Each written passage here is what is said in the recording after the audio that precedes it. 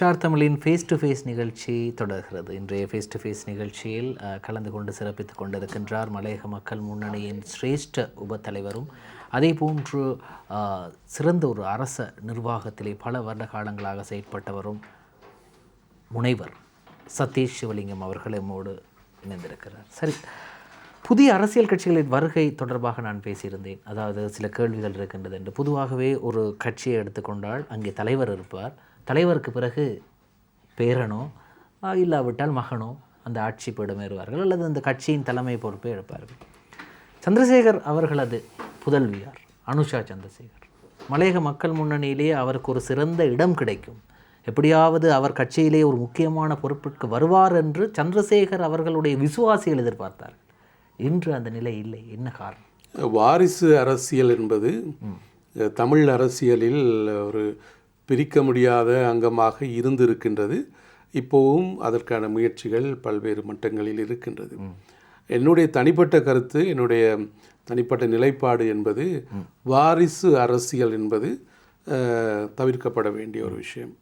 ஒரு தலைவருடைய புதல்வர் புதல்வி என்பதற்காக அரசியலில் அரசியல் பதவிகளுக்கு எல்லோரும் தகுதி உடையவர்களாக இருப்பார்களா என்பது ஒரு கேள்விக்குறி. அனுஷா சந்திரசேகரனை பொறுத்தவரையில் அவர் ஒரு சட்டத்தரணி. திரு சந்திரசேகரன் அவர்கள் 80களிலே அரசியலை ஆரம்பித்த போது அவர் ஆரம்பத்தில் இலங்கை தொழிலாளர் காங்கிரஸில் இருந்து அரசியலை ஆரம்பித்தார். அந்த கட்சியிலும் கூட வாரிசு அரசியலை விரும்பாதவராகத்தான் அவருடைய நிலைப்பாட்டை வெளிப்படுத்தி இருந்தார். ஆகவே மலையக மக்கள் முன்னணி ஒரு திறந்த ஒரு நிலைப்பாட்டில் இருக்கின்றது. மலையக மக்கள் முன்னணியில் எவரும் இணையலாம், எந்த பதவிக்கும் வரலாம், அதற்கான தடை எதுவுமே இல்லை. திரு ராதாகிருஷ்ணன் அவர்கள் அறைகூவல் விடுத்திருந்தார்கள் பாராளுமன்ற தேர்தலுக்கு முன்னதாக. பிரிந்து சென்றவர்கள் எல்லாரும் மீண்டும் இணைந்து கொள்ளுங்கள், நாங்கள் ஒரே சக்தியாக ஒரே அணியாக இருப்போம் என்று சொல்லியிருந்தார்கள். நானும் கூட உங்களோடு பகிர்ந்து கொள்கிறேன். தனிப்பட்ட முறையில் அனுஷா சந்திரசேகரன் அவரோடு தொலைபேசியில் உரையாடி ஒரு இணக்கப்பாட்டுக்கு வருவதற்கான முயற்சிகளை எடுத்திருந்தோம் தலைவருடைய அங்கீகாரத்தோடு.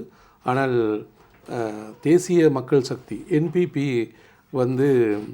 மலையகத்திலே குறிப்பாக நுவரெலியா மாவட்டத்திலே தமிழ் வாக்குகள் ஒரு குறிப்பிட்ட அணிக்கு செல்லக்கூடாது என்பதற்காக பல்வேறு வியூகங்களை வகுத்திருந்தார்கள். அதற்காக தரகர்களை களத்திலே இறக்கியிருந்தார்கள். சில கட்சிகளை கூட அவர்கள் களத்திலே கொண்டு வந்து நிறுத்தியிருந்தார்கள். வாக்குகள் சிதறடிக்கப்பட வேண்டும் என்பதிலே தேசிய கட்சிகள் எப்போதுமே ஒரு இரட்டை வேடம் போடுவார்கள். ஆகவே அந்த மாதிரியான இரட்டை வேடங்களுக்கு சூழ்ச்சிகளுக்கு சில நேரங்களில் எங்களுடைய அரசியல் தலைவர்கள் பிரதிநிதிகள் ஆட்கொள்ளப்பட்டு விடுகிறார்கள். அது உண்மையில் எதிர்காலத்தில் தவிர்க்கப்பட வேண்டிய விஷயம். ஆகவே நாங்கள் எந்த நோக்கத்துக்காக மலையக மக்களுடைய ஒரு மாற்றத்துக்காக, மலையகத்தினுடைய ஒரு மலைநாட்டு மக்களுடைய வாழ்க்கையில் ஒரு திருப்பம் வருவதற்காக சில முன்னேற்பாடுகளை எடுத்திருக்கின்றோமோ அதிலே நாங்கள் தெளிவாகவும் உறுதியாகவும் ஒன்றுபட்டவர்களாக இணைந்து செயற்படுவதில் எந்த தவறும் இருக்காது. சரி, அப்படி ஆனால் நான் கேட்க வந்த விடயத்திலும் நீங்கள் பதில் கிடைத்தது. ஆனால் அனுஷா சந்திரசேகருடைய தனியாக ஜனநாயக கட்சியில் அப்படி ஒரு கட்சியிலே அவருடைய உறுப்பினர்கள் அதிகமாக அவர்கள் கிடைத்தார்கள் இந்த உள்ளூராட்சி மன்ற தேர்தலில். அப்படி கிடைக்கும்போது எதிர்காலத்திலே அவர் மேலும் வளரக்கூடிய வாய்ப்புகள் இருக்கின்றது. அதாவது தேர்தல் காலங்களின் போது மட்டும் அரசியலில் இறங்குவதோ அல்லது மக்களை சந்திப்பதோ ஒரு நல்ல ஒரு சுவாத்தியமாக இருக்காது. அது பொதுவாக மக்களுடைய நாளாந்த பிரச்சனைகள், தொழிலாளருடைய தொழில் பிணக்குகள், அதே போன்று ஏனைய கல்வி, சுகாதாரம், மற்றைய இளைஞர் யுவதிகளுடைய வேலைவாய்ப்பு, தொழில் பிரச்சனைகள் போன்ற விஷயங்களில் தொடர்ச்சியான அரசியல் செயற்பாடு இருக்க வேண்டும். அதற்காக அமைப்பாளர்கள், அங்கத்தவர்கள் இயங்க வேண்டும்.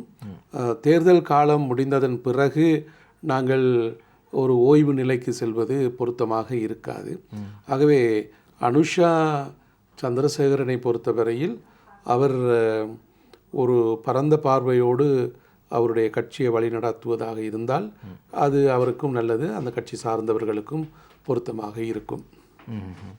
சரி, பொதுவாக இந்த மலையகத்தை எடுத்துக்கொண்டால் மலையகத்தில் இருக்கக்கூடிய மக்களது ஏராளமான பிரச்சனைகள் இருக்கின்றது. அப்போ இதற்கு முதலும் பலரோடு நாங்கள் இந்த நிகழ்ச்சியின் மூலமாக பேசியிருக்கின்றோம். நீங்களும் பல தொலைக்காட்சிகளுக்கு சென்று மலையக மக்களது பிரச்சனைகளை தொடர்பாக தொடர்ந்து பேசிக்கொண்டு வருகின்றீர்கள். இருந்தாலும் இவ்வளவு மலையக மக்களுக்கு பிரச்சனைகள் இருக்கின்ற போதும் கூட மலையக மக்கள் மீண்டும் மீண்டும் தங்களை நம்பி வருபவர்களுக்கு அல்லது மலையகத்திலே வந்து காணிகளை பெற்று தருவதாக கூறி வீடமைப்பு திட்டங்களை செய்து தருவதாக கூறி உங்களை நாங்கள் நிச்சயமாக உங்களை ஒரு நல்ல ஒரு வாழ்க்கை நிலைக்கு கொண்டு வருவோம் என்று சொன்னவுடன் வாக்குகளை அளித்து அள்ளி மாறி விடுகின்றார்கள். இப்போது நாங்கள் நடந்து முடிந்த நாடாளுமன்ற தேர்தலை எடுத்துக்கொண்டால் அல்லது ஜனாதிபதி தேர்தலை எடுத்துக்கொண்டால் அனுரகுமார திசாநாயக்க தலைமையிலான என்பிபி கொடுத்த வாக்குறுதிகளில் பிரதானமாக நாங்கள் மலையக மக்களுடைய காணி பிரச்சனை, இரண்டாவதாக மலைய மக்களுடைய மலைநாட்டு பகுதிகளுக்கான வீடமைப்பு பிரச்சனை, கல்வியில் ஏற்பட வேண்டிய சீர்திருத்தங்கள், அரசியல் ரீதியாக ஏற்படுத்தப்பட வேண்டிய மாற்றங்கள், அதிகார பகிர்வு மற்றும் அரசியல் அங்கீகாரம், அடுத்ததாக இளைஞர் யுவதிகளுடைய தொழில் வாய்ப்பு, தொழில் முயற்சி, பொருளாதார அபிவிருத்தி ஆகிய இந்த 5 பிரிவுகளாக நாங்கள் நோக்குகின்ற போது அதனுடைய நிலைப்பாடு இப்போது எப்படி இருக்கின்றது என்பதை நாங்கள் பார்க்க வேண்டும். 11 மாதங்கள் முடிவடைந்து விட்டன. அனுரகுமார திசாநாயக்க ஜனாதிபதியாக பதவியேற்று இன்னும் சில நாட்களில் 1 வருடத்தை பூர்த்தி செய்ய போகிறார். இந்த 1 வருட காலத்துக்குள் முழுமையான ஆட்சி அதிகாரம் அவருக்கு கிடைத்திருக்கின்றது. 159 பேர் பாராளுமன்றத்தில் இருக்கிறார்கள். இப்போது உள்ளூராட்சி சபைகளிலும் கணிசமான சபைகளை அவர்கள் வென்றிருக்கிறார்கள் நாடு தழுவிய ரீதியில். ஆனால் நான் அந்த ஏற்கனவே சொன்ன 5 பிரதான விடயங்களில் எந்த ஒரு விடயத்தை எடுத்து பார்த்தாலும் எந்த விதமான நகர்வும் இடம்பெற்றதாக நாங்கள் பார்ப்பதில்லை. வீடமைப்பை எடுத்துக்கொள்வோம். 4000 வீடுகளை கட்டப்போகிறோம், 4000 வீடுகள் கட்டப்படும் என்ற உறுதிமொழி அளிக்கப்பட்டது. அதேபோன்று என்பிபி அரசாங்கம் பாராளுமன்றத்திலே கொண்டு வந்த பட்ஜெட் வரவு செலவு திட்டத்திலே சொல்லியிருக்கிறார்கள் 1300 வீடுகளை அவர்கள் நிர்மாணிக்கப் போகின்றதாக. இன்னும் 2 மாதங்களிலே புதிய பட்ஜெட் கொண்டு வரப்பட வேண்டும். அப்படி இருக்கின்ற போது அந்த 1300 வீடுகள் எங்கே கட்டப்பட்டன, யாருக்கு, எந்த பயனாளிகளுக்கு அந்த வீடுகள் கொடுக்கப்பட்டது என்று நாங்கள் தேடி பார்ப்போமே, ஆனால் எவரையுமே கண்டுபிடிக்க முடியாது. எங்குமே அதற்கான எந்த ஒரு முஸ்தீபும் பெரிதாக இடம்பெற்றதாக தகவல்கள் இல்லை. அதே போன்றுதான் காணி விவகாரம். மலையக தோட்ட தொழிலாளர்களுக்கு, மலைநாட்டு பகுதிகளிலே வாழுகின்ற ஏனைய தொழிலாளர் சார்ந்த அல்லது தொழிலாளர்கள் அல்லாத குடும்பங்களுக்கும் எவ்வாறு காணிகளை வழங்கப் போகின்றீர்கள், காணி சீர்திருத்தம் தொடர்பாக கொண்டு வரப்பட்ட புதிய நடைமுறைகள் என்ன, பெருந்தோட்டத்து கம்பெனிகளுக்கு சொந்தமாக இருக்கின்ற காணிகள், பயிரிடப்படாத காணிகள், அதே போன்று என்எல்டிபி என்று சொல்லக்கூடிய கால்நடை அபிவிருத்தி சபைக்கு சொந்தமான காணிகள் என்றெல்லாம் பயன்படுத்தப்படாத காணிகள் கணிசமான அளவு இன்று மலைநாட்டு பகுதிகளிலே இருக்கின்றன. அவற்றை நீங்கள் எப்படி மலையக மக்களுக்கு கொடுக்க போகின்றீர்கள்? அதற்காக ஏதாவது அதற்கான திட்டங்கள் செய்யப்பட்டனவா, அல்லது அதற்கான ஆய்வு நடவடிக்கைகள் செய்யப்பட்டனவா, அல்லது அதற்காக ஏதாவது குழுக்களையோ கமிட்டிகளையோ நியமித்திருக்கிறீர்களா, அல்லது பாராளுமன்றத்திலே சட்டமூலங்கள் கொண்டு வரப்பட்டிருக்கின்றனவா, அல்லது ஒரு அதிகார சபையினை நியமனம் செய்திருக்கிறீர்களா என்று பார்த்தால் இந்த 1 வருட காலத்தில் இவை எதுவுமே நடைபெறவில்லை. ஆகவே எஞ்சி இருக்க போகின்ற 4 ஆண்டுகள் என்பது அரசியலுக்கு மிகவும் சவால் மிக்க ஒரு காலமாக இருக்கும். பொதுவாக இலங்கையினுடைய அரசியல் மற்றும் புவியியல் சார்ந்த நிலைப்பாடுகள் வெளியுறவு கொள்கை, வெளிநாடுகளுடைய தலையீடு என்பனவற்றை வைத்து பார்க்கின்ற போது ஒரு அரசாங்கம் 5 ஆண்டுகளை பூர்த்தி செய்யுமா அல்லது 4 ஆண்டுகளுக்கு தாக்கு பிடிக்குமா என்றெல்லாம் சொல்லுவது கஷ்டமாக இருக்கின்றது. ஆகவே அப்படி இருக்கின்ற போது ஒரு வருடத்தை நீங்கள் வெறுமையாக கடந்திருக்கிறீர்கள். ஆகவே இன்னும் எஞ்சியிருக்கின்ற 4 வருடங்கள் எப்படி இருக்கப் போகின்றது என்பது மிகவும் ஒரு கேள்விக்குறியாகவே இருக்கின்றது.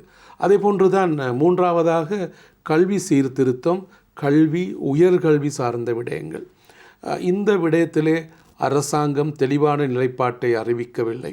அரசாங்கம் ஒரு முன்னேற்பாடான நடவடிக்கைகளுக்கு இறங்கவில்லை. நாங்கள் தொடர்ச்சியாக சொல்லுகின்றோம், மலைநாட்டுக்கு ஒரு தனித்துவமான தேசிய பல்கலைக்கழகம் அமைக்கப்பட வேண்டும் என்று. அந்த கோரிக்கையை கடந்த ஜனாதிபதி தேர்தலின் போதும் கடந்த பாராளுமன்ற தேர்தலின் போதும் என்பிபி கட்சிக்காரர்கள் வலியுறுத்தி இருந்தார்கள், வாக்குறுதி அளித்திருந்தார்கள், உறுதி அளித்திருந்தார்கள். ஆனால் இன்று வரை பல்கலைக்கழகத்துக்காக ஒரு செங்கற்கள் கூட எடுத்து வைக்கப்படவில்லை. எந்த ஒரு பாடசாலையிலும் புதிய கட்டிடங்களோ அல்லது பாடசாலை உபகரணங்களோ அல்லது பாடசாலைகளுக்கு தேவையான போக்குவரத்து வசதிகளோ அல்லது ஆசிரியர் நியமனங்கள், அதே போன்று மாணவர்களுக்கு 6000 ரூபாய் ஒரு மானியத்தை கொடுப்பதாக சொன்னார்கள். அதே போன்று பாடசாலை பிள்ளைகளுக்கு காலணிகளை கொடுப்பதாக எல்லாம் உறுதியளித்தார்கள். இவை எவையுமே இன்று வரை நடைமுறையில் இல்லை. ஆகவே இப்படி இருக்கின்ற போது கல்வி சீர்திருத்தம் தொடர்பாக அண்மையில் பிரதம மந்திரி ஹரிணி அமரசூரிய கல்வி அமைச்சராக வெள்ளை அறிக்கையை பாராளுமன்றத்துக்கு சமர்ப்பித்திருக்கிறார். எனக்கு ஞாபகம் இருக்கின்றது, 80களிலே அப்போதைய கல்வி அமைச்சர் ரணில் விக்ரமசிங்க, ஜே.ஆர். ஜெயவர்தனுடைய ஆட்சியிலே இந்த வெள்ளை அறிக்கையை கொண்டு வந்த போது ஜேவிபிக்காரர்கள் முழுமையாக அதை எதிர்த்திருந்தார்கள். அதை நடைமுறைப்படுத்துவதை அவர்கள் தடுத்திருந்தார்கள். ஆகவே அந்த திட்டத்தை பெயர்களை மாற்றி இப்போது பொதுவாக கொண்டு வந்திருக்கிறார்கள். அதற்கு சஜித் பிரேமதாச தலைமையிலான எதிரணி கூட ஆதரவு கொடுப்பதாக சொல்லியிருக்கிறார்கள். ஆகவே நாங்கள் சொல்லுகின்றோம், பேச்சுவார்த்தைகள் அடிப்படையில் அல்லது உறுதிமொழிகள் அடிப்படையில் அல்லது பத்திரிகையாளர் செய்தியாளர் மாநாடுகளுக்கு மட்டும் செயற்பாடுகள் நிறுத்தப்படாமல் நடைமுறைக்கு சாத்தியமாக அவை கொண்டு வரப்பட வேண்டும். 4ஆவதாக அரசியல் அதிகார பரவலாக்கம், அதே போன்று நிர்வாக பரவலாக்கம் போன்ற விடயங்களிலும் நிறைய விஷயங்களை நாங்கள் அடுத்த பகுதியில் நிச்சயமாக நிறைய விடயங்கள் பேசி கொண்டிருக்கின்றோம். அதாவது நகர்வுகள் தொடர்பாக, இந்த அரசியல் நகர்வுகள் என்று கூறும்போது நிச்சயமாக நாங்கள் வடகிழக்கை தவிர்த்து அதை பேச முடியாது. எனவே அடுத்த பகுதியிலே நாங்கள் அது தொடர்பாக பேசலாம். ஸ்டார் தமிழின் ஃபேஸ் டு ஃபேஸ் நிகழ்ச்சியில் ஒரு சிறு விளம்பர இடைவெளி.